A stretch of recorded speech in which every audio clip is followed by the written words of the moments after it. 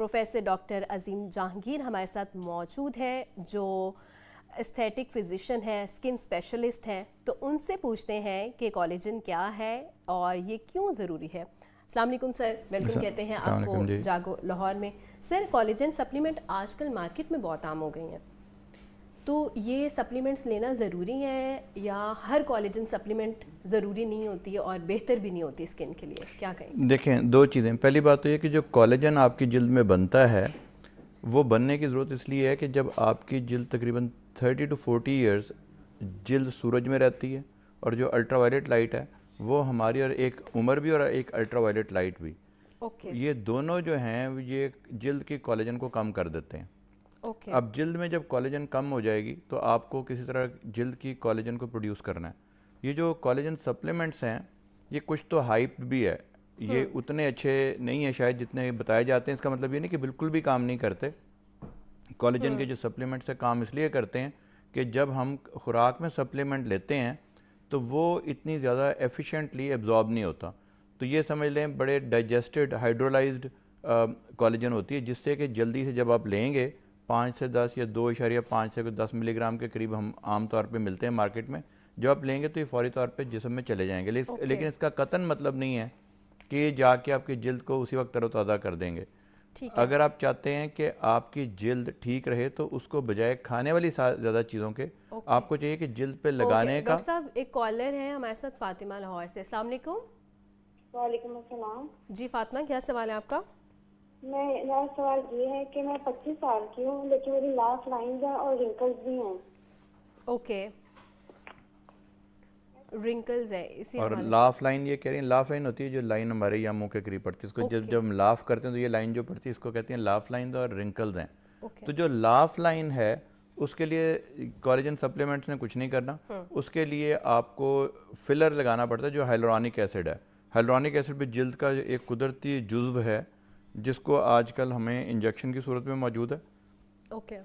हम वो जिल्द के अंदर इंजेक्ट कर देते हैं जिल्द के नीचे, तो वो फिलिंग कर देता है, तो उससे आपकी लाफ लाइन्स ठीक हो जाती हैं। दूसरा, आपका जो ये जो हाई चीक बोन्स हैं जब ये कम होती हैं, यहाँ से जब फैट निकल जाता है तो अब वहाँ फैट की जगह फैट भी डाल सकते हैं, लेकिन थोड़ा सा अगर वो फिलर लगा दें तो फिलिंग कर देता है, जिससे आपकी जिल्द थोड़ी सी ऊपर उठ जाती है।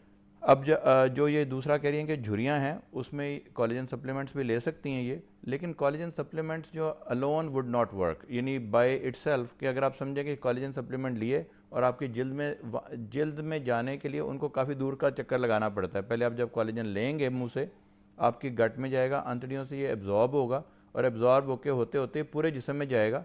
सारे जिस्म में जहाँ जहाँ कोलेजन की ज़रूरत है, जो कि दो जगह हैं, जिल्द और जोड़, दोनों जगह पे ये काम करेगा और अच्छा काम करेगा, लेकिन कोई इसमें मौजूदा नहीं होगा। अगर आप चाहते हैं कि सबसे बेस्ट चीज़ जो है, जो साइंटिफिकली प्रूवन कोलेजन से कहीं ज़्यादा है, वो ये है कि आप रेटिनॉल सीरम लगाएं। जो रेटिनॉल सीरम है वो आपके जिल्द के फाइब्रोब्लास्ट को, जो कि कोलेजन बनाने वाले सेल हैं, उनको इंस्टिगेट करता है, उनको बताता है कि जी आप कोलेजन प्रोड्यूस करें। इसी तरह कोलेजन जो अगर आप लेते हैं वो भी एक्चुअली जाके जिल्द में कोलेजन नहीं चले जाता, बल्कि कोलेजन के बहुत छोटे छोटे ज़र्रे हो जाते हैं, बहुत छोटे छोटे पीसेस हो जाते हैं। जो फाइब्रोब्लास्ट या वो सेल जो कि कोलेजन बनाते हैं, उन्हें कहते हैं कि जी आप कोलेजन बनाएं, क्योंकि हमें ये पैगाम, तो वो मैसेंजर होते हैं किस्म के। ये वजह होती है। आप अगर 3 चीज़ें कर लें। ठीक है डॉक्टर साहब, एक और कॉलर है हमारे साथ, अबीरा। अस्सलाम वालेकुम। वालेकुम अस्सलाम, कैसी हैं आप? जी मैं ठीक हूँ, क्या सवाल है आपका? मेरा सवाल यह है कि अगर हम कोलेजन का सप्लीमेंट नहीं लेते तो वो किन वजहों में पाया जाता है, इनको खा के हम अपनी कोलेजन की जो कमी होती है वो पूरी कर सकते हैं? ओके, कोलेजन सप्लीमेंट्स अगर नहीं लेते तो किन गज़ाओं में वो पाया? देखिए, सबसे ज़्यादा कोलेजन पाया जाता है आपके, जो हमारे यहाँ बड़ा शौक से खाते हैं लोग, पाए या बोन ब्रॉथ। लोग करते हैं ना कि बोन को लेके, बड़ी सी बोन को लेके उसको हम उबलने के लिए रख देते हैं, और जितनी देर तक वो उबलेगी, वो जो पाए का जो शोरबा है उसमें शायद सबसे ज़्यादा, और पायों में सबसे ज़्यादा हमारी ग़िज़ाओं में जो हम रूटीन में खाते हैं, कुछ लोग मुर्गी के पंजों का बनाते हैं सूप, उसमें बहुत ज़्यादा कोलेजन होता है। प्रॉब्लम ये है कि जब हम इस तरह कोलेजन बनाने के खाने की कोशिश करते हैं, उसमें कोलेजन के साथ साथ घी भी चले जाता है, जो कि हमने बड़े अच्छे से पाए पकाए होते हैं, घी वाले पाए पकाए होते हैं, और सोडियम भी बहुत ज़्यादा चले जाता है, जिससे ब्लड प्रेशर ज़्यादा हो सकता है। तो आपने अगर कोलेजन के खानी है तो ये चीज़ें हैं जिसमें कि आप कर सकते हैं। आप पाए खा सकते हैं, और आप जो है सूप, जो बोन ब्रॉथ है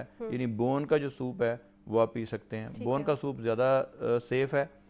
ये लोगों को जिनको नहीं लेना चाहिए ना कोलेजन, एक है कि जिनको किडनी का मसला हो उनको नहीं लेना चाहिए, कोलेजन के कैप्सूल भी नहीं लेना चाहिए और ये चीज़ें भी नहीं लेनी चाहिए, क्योंकि कोलेजन बहुत ज़्यादा जब आप लेंगे तो प्रोटीन ओवरबर्डन सम्मेलन हो जाता है, वो किडनीज को ख़राब कर सकता है। जिन लोगों को ब्लड प्रेशर का मसला हो वो ना लें ज़्यादा, जिनको और एक अगर उनको किसी पेशेंट को किडनी में स्टोन होते हैं तो उनको ये नहीं लेना चाहिए। कमिंग बैक टू कि आपका जो सवाल था कि क्या कोलेजन जो है कैसे प्रोड्यूस हो सकता है, तो एक तो कोलेजन के आप सप्लीमेंट्स ले सकते हैं, लेकिन उसका इतना ज़्यादा इफेक्ट नहीं होता जितना कि लगाने वाली चीज़ों का होता है। तो सबसे पहले अगर आप चाहते हैं कि आपके कोलेजन ख़राब हो ही ना, कम हो ही ना, तो आप ज़रूर सनस्क्रीन लगाएं। ठीक है। और कोशिश करें कि टिंटेड सनस्क्रीन हो, क्योंकि ये वाली लाइट भी डिग्रेड करती है हमारे चीज़ों को। हम समझते थे पहले कि सिर्फ सूरज की लाइट नुकसानदेह, ये नहीं पता था कि अंदरूनी ये भी लाइट, तो एनी लाइट जहाँ पे आपको नज़र आ रही है ना लाइट, ठीक है, अल्ट्रावायलेट लाइट नज़र नहीं आती। ज़्यादातर सन ब्लॉक उसके लिए बने हैं। आपने जब भी देखना है तो आपने 3 चीज़ें सन ब्लॉक पे लिखी हुई देखनी है, अल्ट्रावायलेट ए, अल्ट्रावायलेट बी और विजिबल लाइट। अल्ट्रावायलेट ए और बी नज़र नहीं आती। और तीसरा आपने देखना है कि विजिबल लाइट किससे भी आपको प्रोटेक्शन दे।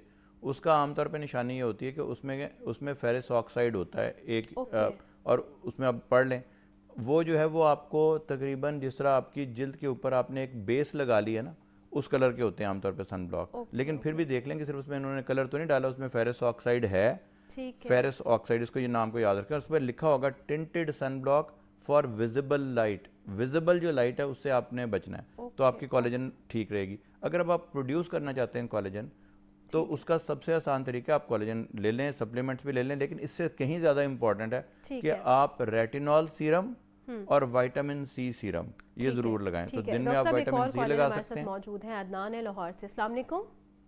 वालेकुम अस्सलाम। जी अदनान, क्या क्वेश्चन था?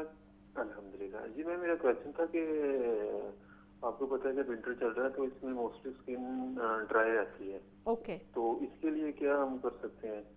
ठीक है, ड्राई स्किन के लिए। ड्राई स्किन के लिए 2 चीज़ें बड़ी ज़बरदस्त हैं आपकी स्किन के लिए। एक तो कोई भी अच्छा ऐसा मॉइस्चराइज़र जिसमें सीरामाइड्स हों, ठीक है, बहुत सारे नामों से आते हैं, मैं किसी कंपनी का स्पेशली नहीं कहना चाहता, लेकिन अच्छा मॉइस्चराइज़र जिसमें सीरामाइड्स भी हों, ठीक है, और वो आपने गीली जिस्म पे लगाना है। गीले बदन पे आप लगाएंगे, थोड़ा सा जब नमी पे बदन हो। और फेस के लिए सबसे अच्छा जो आपका मॉइस्चराइजिंग इफेक्ट देगा उसका नाम है हाइलुरोनिक एसिड सीरम।